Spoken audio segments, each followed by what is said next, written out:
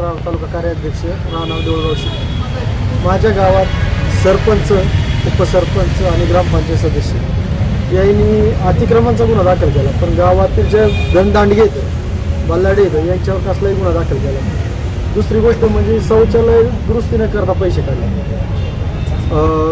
बराच म्हणजे लाखो रुपयाचा भ्रष्टाचार, रस्ता न करता रस्त्याचं बिल काढले, किंवा लाईट न लावता लाईटीचे पैसे काढले। हेच उदाहरण मोठं, हे जिल्हा परिषदमधलं उदाहरण बघा, निकृष्ट दर्जाचं काम झाले तरी त्याचे बिलं काढले, ते बी तारखेच्या आधी, काम व्हायच्या आधी। याला हे जिल्हा परिषद अधिकारी सपोर्टिंग असल्यामुळं खालचे अधिकारी चाल करतात, त्याचमुळे भ्रष्टाचार वाढतो। आमच्या गावातील दादा बोटे हा ठेकेदारी, त्यामध्ये मी 2.25 कोटीचे कामं केले। अहो तुम्ही 2.25 कोटीचे कामं आणले, मग तुमचे 2.25 कोटीचे कामं दाखवा ना।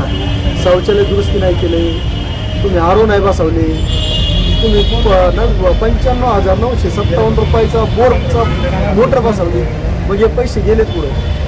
हा सर्वात मोठा भ्रष्टाचार आहे। आज गावातील काही लोकांकडून मला धमकी आल्या, ग्रुपवर लिहिलं की मी नीच आहे, नालायक आहे, तुझी लायकी काय। मी एका संघटनेचा तालुका अध्यक्ष आहे, दुसऱ्या संघटनेचा महाराष्ट्र प्रदेश अध्यक्ष आहे। मला अंगणवाडी जाऊन शूटिंग करण्याचा अधिकार आहे। अंगणवाडीत गडीच नसते, महिलाच असतात। मी त्यांना चौकशी केली, तुम्हाला साहित्य ग्रामपंचायतीने काय दिलं, हा माझा विचारण्याचा अधिकार आहे। तर त्याच्यामुळे नीट नालायक, हरामखोर म्हणणारे, निवेदन देणारे सर्वच जणांनी हा माझ्यावर आरोप केलेला आहे। नीट नालायक यांच्या विरुद्ध मी आबरू नुकसान भरपाईचा दावा ठोकणार आहे। अन्नत्याग आंदोलन करणार, आणि मी अन्नत्याग करताना जर माझा मृत्यू झाला, मला BP आहे, शुगर आहे, रक्त पातळीचं औषध चालू आहे, जर यात माझा मृत्यू झाला तर माझी मयत जिल्हा परिषद यांच्या ऑफिसमध्येच करावा, ही माझी मागणी।